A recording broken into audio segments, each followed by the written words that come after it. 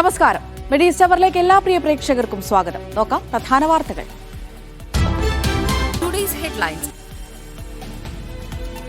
ആരോഗ്യ കേന്ദ്രങ്ങളിൽ 2 ദിവസം മാത്രം പാർക്കിംഗ് പരിധി നിശ്ചയിച്ചു കുവൈറ്റ്. ദീർഘനേരം ആവശ്യമുള്ളവർക്ക് മറ്റ് സൌകര്യങ്ങൾ ഒരുക്കണമെന്ന് നിർദ്ദേശം. സൗദിയിൽ ഭക്ഷ്യവിഷബാധ, ആശുപത്രികൾ ആരോഗ്യ മന്ത്രാലയത്തെ അറിയിക്കണം. UAEയുടെ പൊതുമാപ്പിൽ സ്വകാര്യ സ്ഥാപനങ്ങൾക്കും പിഴയിളവ്. തൊഴിൽ കരാറും പെർമിറ്റുമായി ബന്ധപ്പെട്ട പിഴകൾ ഒഴിവാക്കും. തൊഴിലുടമയിൽ നിന്ന് ഓടിപ്പോയി എന്ന പരാതിയുള്ള ഗാർഹിക തൊഴിലാളികൾക്കും ഇളവ് ലഭിക്കും. പച്ചക്കറി ഉൽപാദനത്തിൽ ഖത്തറിന് വൻ പുരോഗതി. 5 വർഷത്തിനിടെ 98% വർധന. ഭക്ഷ്യമേഖലയിൽ സ്വയം പര്യാപ്തത ലക്ഷ്യമിട്ട് നടപ്പാക്കിയ പദ്ധതികൾ വിജയം കണ്ടു. കന്നുകാലി വളർത്തലിലും മുന്നേറ്റം.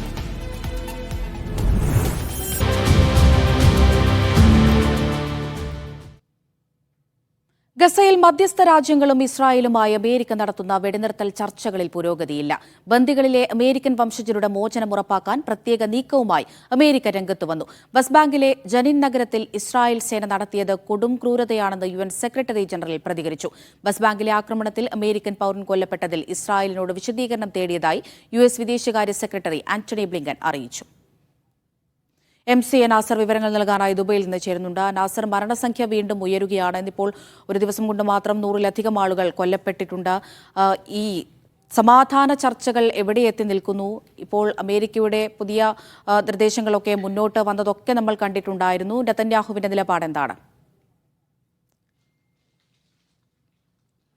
അവിടുത്തെ 3 ദിവസം മുമ്പ് അമേരിക്ക വലിയ പ്രതീക്ഷയായിരുന്നു പ്രകടിപ്പിച്ചത്. ഏറ്റവും എളുപ്പത്തിൽ ചുരുങ്ങിയത് ഈ ആഴ്ച അവസാനമോ അതല്ലെങ്കിൽ അടുത്ത ആഴ്ചയുടെ തുടക്കത്തിലോ ഒരു കരാറിലേക്ക് നീങ്ങാൻ സാധിക്കുമെന്ന വലിയ പ്രതീക്ഷ തന്നെ അമേരിക്കൻ നേതൃത്വം അറിയിച്ചിരുന്നു. പക്ഷേ ആ നിലക്കുള്ള അവസാനവട്ട ശ്രമങ്ങൾ ഒരുപക്ഷെ നെതന്യാഹുവിൻ്റെ ഈ കടുംപിടുത്തം കാരണം, പിടിവാശി മൂലം ഏറെക്കുറെ തകർന്നു എന്ന് വേണം പറയാൻ. കാരണം ഇസ്രായേൽ മാധ്യമങ്ങളും അമേരിക്കൻ മാധ്യമങ്ങളും പുറത്തുവിടുന്ന റിപ്പോർട്ടുകൾ മുൻനിർത്തി നോക്കുകയാണെങ്കിൽ ഏതെങ്കിലും അർത്ഥത്തിലുള്ള ഒരു പുരോഗതി ജോ ബൈഡൻ മുൻകൈയെടുത്ത് നടത്തിയ ഈ പുതിയ വെടിനിർത്തൽ നീക്കത്തിന് ഉണ്ടായിട്ടില്ല. അത്തരമൊരു നിർദ്ദേശം ഹമാസിന് ഔദ്യോഗികമായിട്ട് കൈമാറിയിട്ടില്ല എങ്കിൽ പോലും ഗസയിൽ നിന്ന് പൂർണ്ണമായിട്ടും സൈന്യത്തെ പിൻവാങ്ങണം അല്ലെങ്കിൽ പിൻവലിക്കണം എന്ന ആ ഒരു നിലപാടിനോട് ചേർന്ന് നിൽക്കാൻ അമേരിക്ക ആഗ്രഹിച്ചിരുന്നു.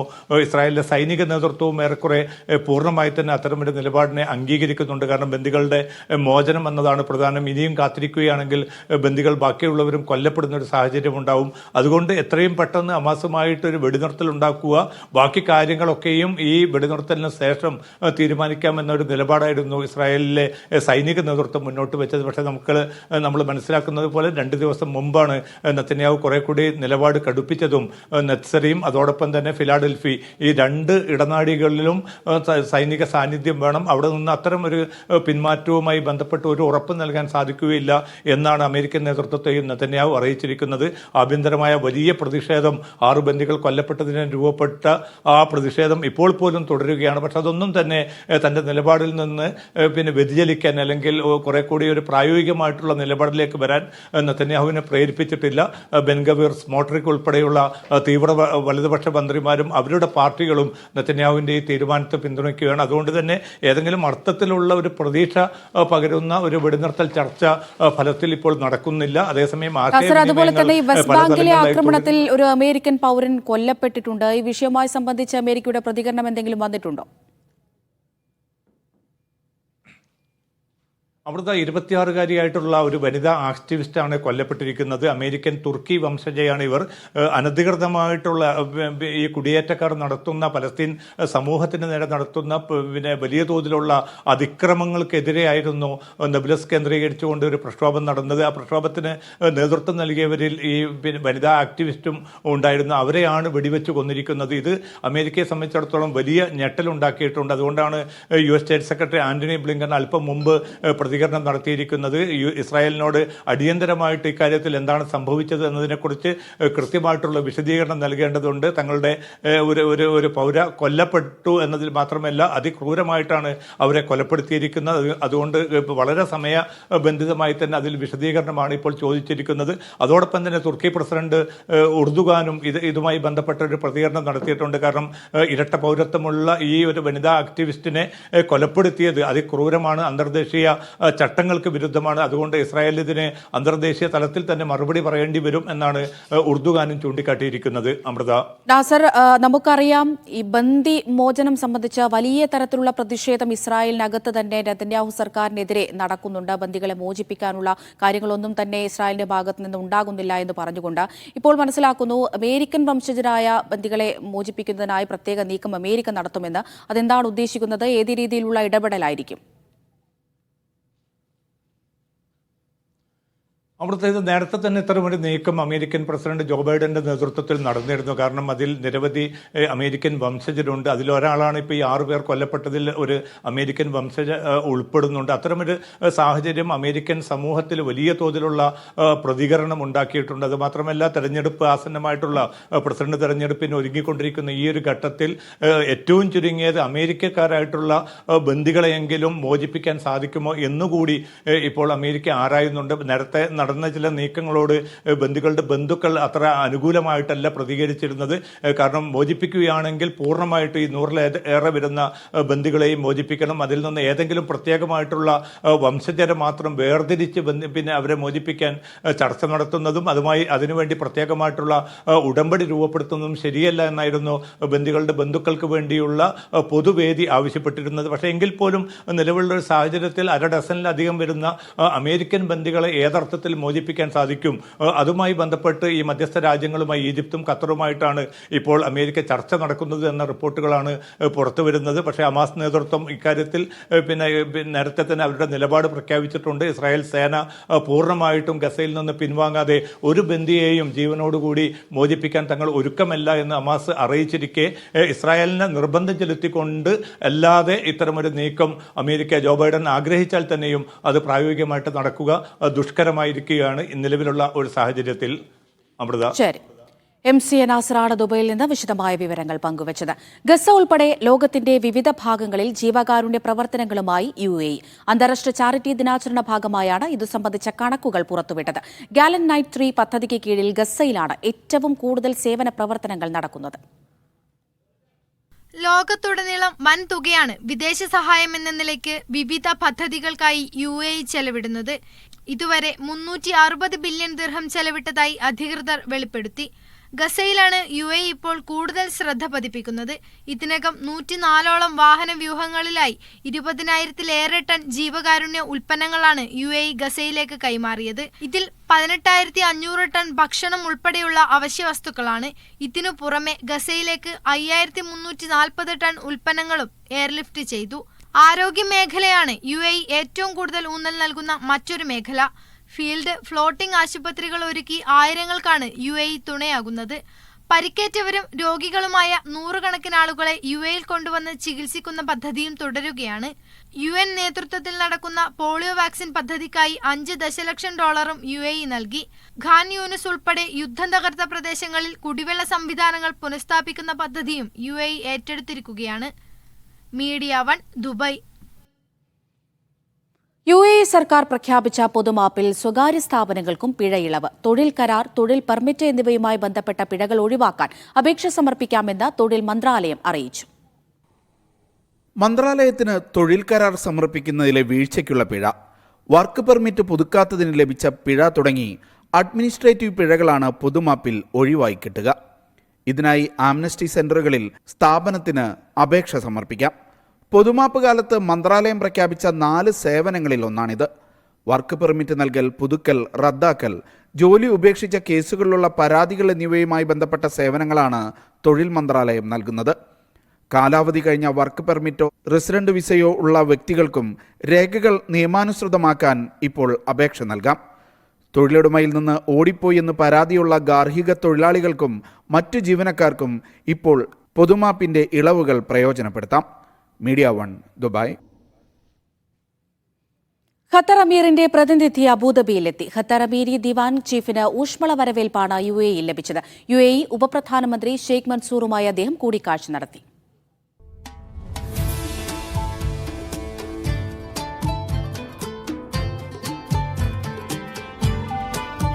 ഖത്തറും UAEയും തമ്മിലെ ബന്ധം കൂടുതൽ ശക്തമാക്കുന്ന നടപടികളുടെ ഭാഗമായാണ് Qatar Amiri Diwan chief Sheikh Saud bin Abdulrahman Al Thani അബുദാബിയിലെത്തിയത്. വിമാനത്താവളത്തിൽ നിന്ന് അബുദാബി ഖസറൽ വത്തൻ കൊട്ടാരത്തിലെത്തിയ ഷെയ്ഖ് സൗദിനെ UAE ഉപപ്രധാനമന്ത്രിയും പ്രസിഡൻഷ്യൽ കാര്യമന്ത്രിയുമായ Sheikh Mansour bin Zayed Al Nahyan വരവേറ്റു. Qatar Emir Sheikh Tamim bin Hamad Al താനിയുടെ ആശംസകൾ ഷെയ്ഖ് സൗദ് UAE രാഷ്ട്ര നേതാക്കളെ അറിയിച്ചു. ഖത്തർ UAE ജനതകളുടെ പൊതു താൽപ്പര്യങ്ങൾ മുൻനിർത്തി വിവിധ മേഖലകളിൽ സഹകരിച്ച് പ്രവർത്തിക്കുന്നത് സംബന്ധിച്ച് ഷെയ്ഖ് സൗദും ഷെയ്ഖ് മൻസൂറും ചർച്ച നടത്തി. UAE പ്രസിഡൻഷ്യൽ കോർട്ട് ഉപമേധാവി Sheikh Hamdan bin Mohammed Al Nahyan, വിവിധ മന്ത്രിമാർ, ഖത്തർ അംബാസഡർ തുടങ്ങിയവരും ഇതിൽ പങ്കെടുത്തു. UAE ഉപപ്രധാനമന്ത്രി ഒരുക്കിയ വിരുന്നിലും ഷെയ്ഖ് സൗദ് പങ്കെടുത്തു. Media 1 Abu Dhabi. സൗദിയിൽ ഭക്ഷ്യവിഷബാധയുണ്ടായാൽ ആരോഗ്യ മന്ത്രാലയത്തെ അറിയിക്കണമെന്ന് ആശുപത്രികൾക്ക് നിർദ്ദേശം. ഭക്ഷ്യവിഷബാധ റിപ്പോർട്ട് ചെയ്യുന്നതിൽ ചില ആശുപത്രികൾ വീഴ്ച വരുത്തിയതിന് പിന്നാലെയാണ് നടപടി. ഭക്ഷ്യവിഷബാധയും അനുബന്ധ ആരോഗ്യ പ്രശ്നങ്ങളുമായി ചികിത്സയ്ക്കെത്തിയാൽ ഉടനടി റിപ്പോർട്ട് ചെയ്യാനാണ് ആരോഗ്യ മന്ത്രാലയത്തിന്റെ കർശന നിർദ്ദേശം. ചികിത്സാ വിവരം മറച്ചുവെക്കുകയോ റിപ്പോർട്ട് ചെയ്യാൻ വൈകുകയോ ചെയ്യുന്നത് പതിവാകുന്ന സാഹചര്യത്തിലാണ് നിർദ്ദേശം. ആരോഗ്യ മന്ത്രാലയം ഫെഡറേഷൻ ഓഫ് സൗദി ചേംബറിന് അയച്ച കത്തിലാണ് ഇക്കാര്യങ്ങളുള്ളത്. കേസുകൾ റിപ്പോർട്ട് ചെയ്യുന്ന ഘട്ടത്തിൽ തന്നെ ആരോഗ്യ മന്ത്രാലയത്തിന്റെ ഡിജിറ്റൽ പോർട്ടൽ വഴി വിവരങ്ങൾ അറിയിക്കാനാണ് നിർദ്ദേശം. ഇതിനായി പ്രത്യേക ലിങ്ക് നിലവിൽ വന്നു. 2022 സർക്കുലറിൽ പ്രത്യേക മാർഗനിർദ്ദേശവും ഇതു സംബന്ധിച്ച് പുറത്തിറക്കിയിട്ടുണ്ട്. 30-ലധികം പേർക്ക് ഭക്ഷ്യവിഷബാധയോ ആർക്കെങ്കിലും മരണമോ സംഭവിച്ചാൽ നേരിട്ടോ ഫോൺ വഴിയോ ഹെൽത്ത് ക്ലസ്റ്ററിൽ റിപ്പോർട്ട് ചെയ്യണം. 24 മണിക്കൂറിനുള്ളിൽ റിപ്പോർട്ട് നൽകുകയും വേണം. ഇക്കാര്യത്തിൽ വീഴ്ച വരുത്തുന്നവർക്കെതിരെ കടുത്ത നടപടികൾ സ്വീകരിക്കുമെന്നും ആരോഗ്യ മന്ത്രാലയം വ്യക്തമാക്കിയിട്ടുണ്ട്. Media 1 Jeddah. ആശുപത്രികളിൽ 48 മണിക്കൂർ പാർക്കിംഗ് പരിധി നിശ്ചയിച്ച് കുവൈത്ത് ആരോഗ്യ മന്ത്രാലയം. ആശുപത്രികൾ, ആരോഗ്യ കേന്ദ്രങ്ങൾ എന്നിവിടങ്ങളിൽ 48 മണിക്കൂറിലധികം വാഹനം നിർത്തിയിടാൻ പാടില്ല എന്ന് അധികൃതർ നിർദ്ദേശിച്ചു. രോഗികൾക്കും സന്ദർശകർക്കും ആരോഗ്യ പ്രവർത്തകർക്കും പാർക്കിംഗ് സ്ഥലങ്ങൾ ഉറപ്പാക്കുന്നതിന്റെ ഭാഗമായാണ് നടപടി. പച്ചക്കറി ഉൽപാദനത്തിൽ വൻ പുരോഗതിയുമായി ഖത്തർ. 5 വർഷത്തിനിടെ 98% വർധനയാണ് ഉണ്ടായത്. ഭക്ഷ്യമേഖലയിൽ സ്വയം പര്യാപ്തത ലക്ഷ്യമിട്ട് നടപ്പാക്കിയ പദ്ധതികളാണ് വിജയം കണ്ടത്.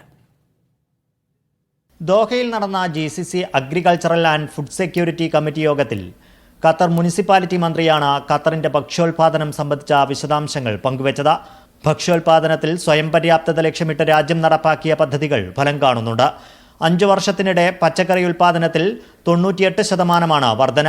പാലുൽപാദനത്തിലും കന്നുകാലി വളർത്തലിലും സ്വയം പര്യാപ്തത നേടിയതായും മന്ത്രി വ്യക്തമാക്കി. ഖത്തർ ദേശീയ വിഷൻ 2030യുടെ ചുവട് പിടിച്ചുള്ള പുതിയ ഭക്ഷ്യസുരക്ഷാ നയം ഉടൻ പ്രഖ്യാപിക്കും. കാർഷിക മേഖലയിൽ സുസ്ഥിരതയും പുത്തൻ സാങ്കേതിക വിദ്യയുടെ സംയോജനവും ലക്ഷ്യമിടുന്നതാകും നയമെന്നും മുനിസിപ്പാലിറ്റി മന്ത്രി Abdullah bin Hamad bin Abdullah Al Attiyah പറഞ്ഞു.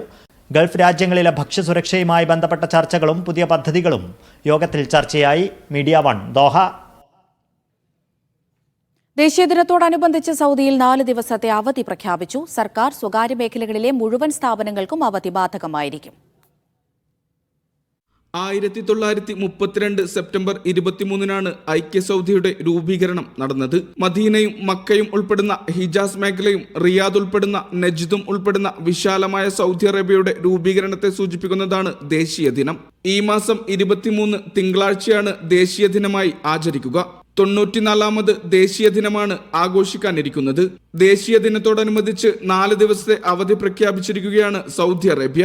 20-ാം തീയതി വെള്ളിയാഴ്ച മുതൽ 23 തിങ്കൾ വരെയായിരിക്കും അവധി നൽകുക.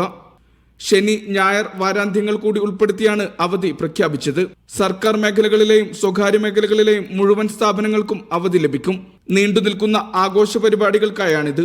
മാനവ വിഭവശേഷി മന്ത്രാലയമാണ് ഇക്കാര്യം അറിയിച്ചത്. ജീവനക്കാർക്ക് ഔദ്യോഗിക ശമ്പളത്തോടെയായിരിക്കും അവധി അനുവദിക്കുക. വിദ്യാഭ്യാസ സ്ഥാപനങ്ങൾക്കും അവധി ബാധകമാകും. ആഘോഷങ്ങളുടെ ഭാഗമായി എയർ ഷോ അടക്കം വിവിധ പരിപാടികളും അരങ്ങേറും. കഴിഞ്ഞ ദിവസം ജനറൽ എന്റർടൈൻമെന്റ് അതോറിറ്റി ആഘോഷവുമായി ബന്ധപ്പെട്ട തീം പുറത്തുവിട്ടിരുന്നു. Mishal Cherpulassery, media 1 Riyadh. ഭിന്നശേഷിക്കാരുടെ വാഹന പാർക്കിംഗ് സൗകര്യങ്ങൾ വർദ്ധിപ്പിക്കുന്നതുമായി ബന്ധപ്പെട്ട് പുതിയ നിബന്ധനകൾ സൗദി അറേബ്യ പുറത്തിറക്കി. നിബന്ധനകൾ പാലിക്കാത്തവരിൽ നിന്ന് കടുത്ത പിഴ ഈടാക്കുമെന്ന് സൗദി റോഡ് കോഡിന്റെ മുന്നറിയിപ്പ്. ഭിന്നശേഷിക്കാരുടെ സുരക്ഷയും സൗകര്യവും മെച്ചപ്പെടുത്തുന്നതിന്റെ ഭാഗമായാണ് പുതിയ നിബന്ധനകൾ. വ്യക്തമായ അടയാളങ്ങൾ ഉപയോഗിച്ച് പാർക്കിംഗ് സ്ഥലങ്ങൾ അടയാളപ്പെടുത്തിയിരിക്കണം. സ്ഥാപനങ്ങളിലേക്ക് വേഗത്തിൽ കയറാൻ കഴിയും വിധം പ്രധാന പ്രവേശന കവാടത്തിന് തൊട്ടടുത്തായി പാർക്കിംഗ് ഒരുക്കണം.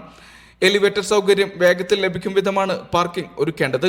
റോഡുകളിലും പാർക്കിംഗ് സ്ഥലങ്ങളിലും മതിയായ വെളിച്ചവും മാർഗനിർദ്ദേശ ബോർഡുകളും സ്ഥാപിച്ചിരിക്കണം തുടങ്ങി നിരവധി നിബന്ധനകളാണ് പുറത്തിറക്കിയത്. ഭിന്നശേഷിക്കാരുടെ സുരക്ഷയും സൗകര്യവും മെച്ചപ്പെടുത്തുന്നതിന്റെ ഭാഗമായി റോഡുകളെ കേന്ദ്രീകരിച്ചും പുതിയ മാറ്റങ്ങൾ വരുത്തുന്നുണ്ട്. ഇതിനായി ഏകീകൃത മാനദണ്ഡങ്ങൾ നിശ്ചയിച്ചിട്ടുണ്ട്. റോഡ് കോഡ് മന്ത്രാലയങ്ങൾ, നഗരവികസന ഏജൻസികൾ, പ്രാദേശിക സെക്രട്ടേറിയറ്റുകൾ, നഗര ഗവർണറേറ്റ്, മുനിസിപ്പാലിറ്റികൾ തുടങ്ങിയവയുടെ നേതൃത്വത്തിലാണ് സംവിധാനങ്ങൾ മെച്ചപ്പെടുത്തുന്നത്. നിബന്ധനകൾ പാലിക്കാത്തവർക്കെതിരെ കടുത്ത പിഴ ഈടാക്കുമെന്നും സൗദി റോഡ് കോഡ് മുന്നറിയിപ്പ് നൽകി. Mishal Cherpulassery, media 1, Riyadh.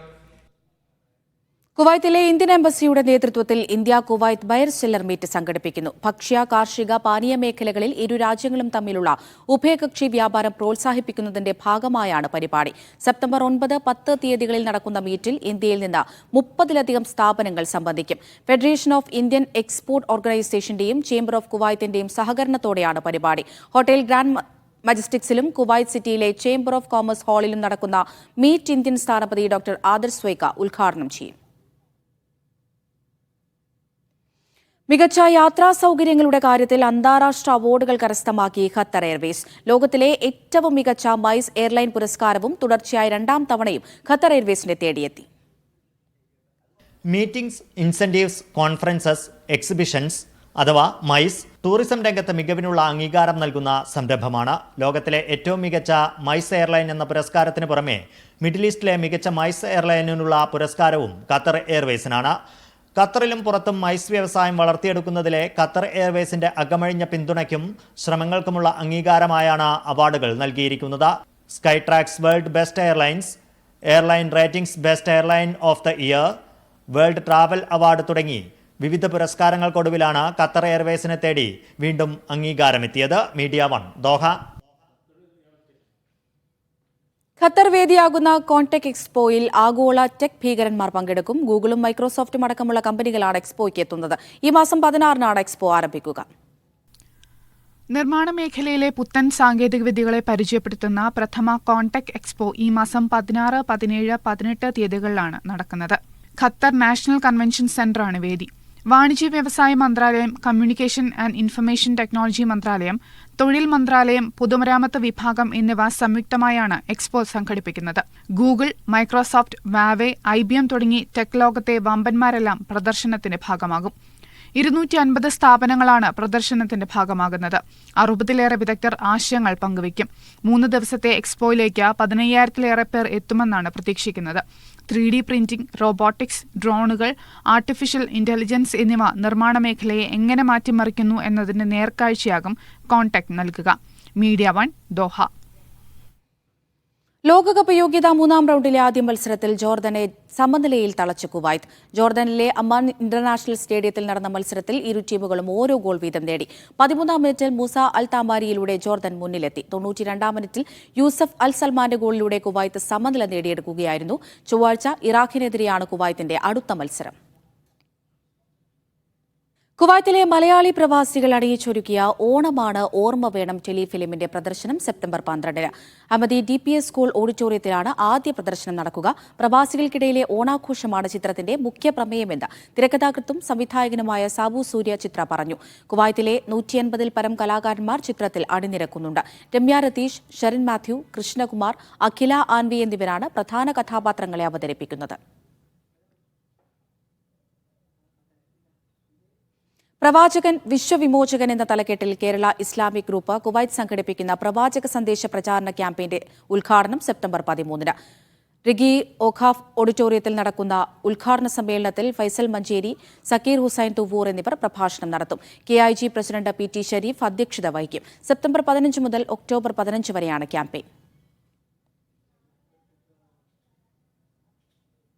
മികച്ച ചെറുകഥകൾക്കുള്ള KA കൊടുങ്ങല്ലൂർ പുരസ്കാരം വിതരണം ചെയ്തു. പടപ്പ് എന്ന കഥയ്ക്ക് ഫസീല മെഹറിനും എന്റെ അമ്മൂമ്മ ഒരു ചരിത്ര വനിത എന്ന കഥയ്ക്ക് അമലിനുമാണ് പുരസ്കാരം. അളകാപുരിയിൽ നടന്ന ചടങ്ങ് mayor doctor M. Beena Philip ഉദ്ഘാടനം ചെയ്തു. Madhyamam recreation club president M. Sufi Muhammad അധ്യക്ഷത വഹിച്ചു.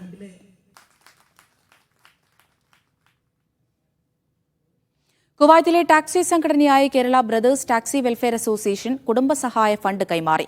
അസോസിയേഷൻ അംഗമായിരുന്ന സലീമിന്റെ കുടുംബത്തിനാണ് ധനസഹായം കൈമാറിയത്. ടാക്സി വെൽഫെയർ അസോസിയേഷൻ പ്രതിനിധികളായ ഇസ്മായിൽ, സജീർ റാഫി എന്നിവർ ചേർന്നാണ് തുക കുടുംബാംഗങ്ങൾക്ക് കൈമാറിയത്. പഞ്ചായത്ത് അംഗം പ്രമീള, സാംസ്കാരിക പ്രവർത്തകൻ അസീസ് എന്നിവർ സന്നിഹിതരായിരുന്നു. തിരുവനന്തപുരം വിഴിഞ്ഞം തുളുവിള സ്വദേശി ജോസ് മാനുവൽ സലാലയിൽ മുങ്ങി മരിച്ചു. സലാലയ്ക്ക് സമീപം ഷലീമിൽ കടലിൽ മുങ്ങിയാണ് മരണം. മത്സ്യബന്ധന തൊഴിലാളിയായ ഇദ്ദേഹം 1 മാസം മുൻപാണ് സലാലയിലെത്തിയത്. ഭാര്യ സുനി മൃതദേഹം ഒമാൻ എയർ വിമാനത്തിൽ ഇന്ന് നാട്ടിലേക്ക് കൊണ്ടുപോയി. OICC കണ്ണൂർ ജില്ലാ പ്രസിഡന്റായിരുന്ന അബ്ദുൽ മജീദിന്റെ അനുസ്മരണ ചടങ്ങ് സംഘടിപ്പിച്ചു. OICC റിയാദ് ജില്ലാ കമ്മിറ്റികളുടെ സംയുക്ത ആഭിമുഖ്യത്തിലായിരുന്നു യോഗം. Central committee working president Navas Vellimadukunnu ചടങ്ങിന്റെ ഉദ്ഘാടനം നിർവഹിച്ചു. സിദ്ദിഖ് കല്ലുപറമ്പൻ, ഷഫീഖ് പുരക്കുന്നിൽ, ഷംനാഥ് കരുനാഗപ്പള്ളി, തൽഹ കുഞ്ഞിക്കുമ്പള തുടങ്ങിയവർ സംസാരിച്ചു.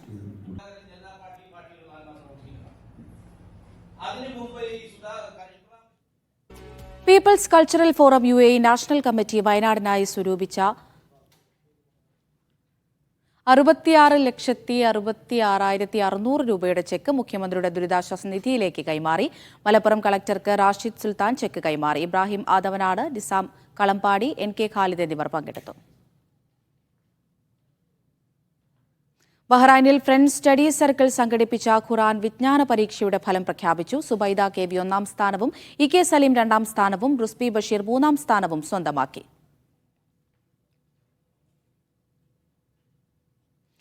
ദുബായ് ഡയമണ്ട് വീക്ക് നവംബറിൽ തുടങ്ങും. രത്നവ്യാപാര മേഖലയിലെ പ്രമുഖർ നവംബർ 11 മുതൽ 15 വരെ സംഗമിക്കുമെന്ന് ദുബായ് മീഡിയ ഓഫീസ് അറിയിച്ചു. ഡയമണ്ട് കോൺഫറൻസും ഇതോടൊപ്പം നടക്കും. വിവിധ ഗൾഫ് നഗരങ്ങളിലെ താപനില പരിശോധിക്കാം.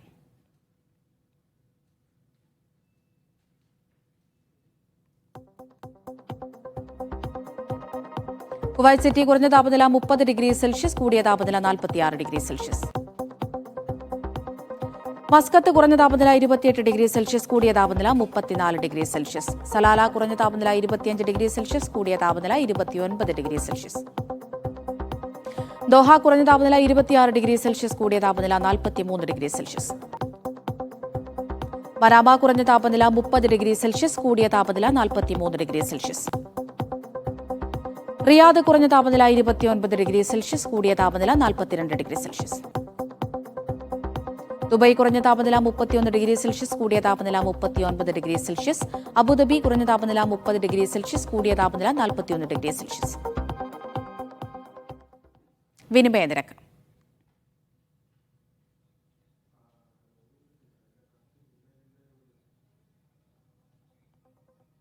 സൗദി റിയാൽ 22 രൂപ 37 പൈസ, UAE ദിർഹം 22 രൂപ 87 പൈസ, ഖത്തർ റിയാൽ 23 രൂപ 7 പൈസ, ഒമാനി റിയാൽ 218 രൂപ 17 പൈസ, കുവൈറ്റ് ദിനാർ 274 രൂപ 98 പൈസ, ബഹ്റൈൻ ദിനാർ 222 രൂപ 83 പൈസ.